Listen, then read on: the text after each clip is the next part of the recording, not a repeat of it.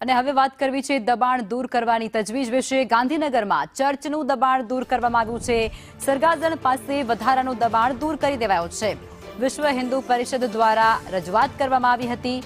મહાપાલિકા દ્વારા ચર્ચનું દબાણ દૂર કરવામાં આવ્યું છે। સંવાદદાતા હિરેન અમારી સાથે જોડાઈ ગયા છે, વધુ વિગતો આપવાના છે। જી હિરેન, ગાંધીનગરમાં પણ અત્યારે મેગા ડિમોલિશનની સ્થિતિ જોવા મળી રહી છે અને ચર્ચ બહારનું જે ગેરકાયદેસર દબાણ હતું તેને દૂર કરવામાં આવ્યું છે। વિગતો શું છે?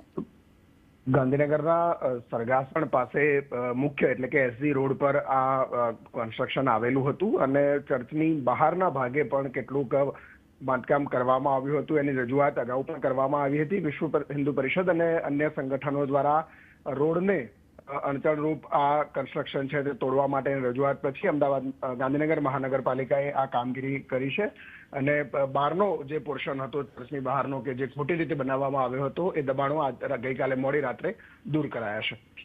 આભાર હિરેન।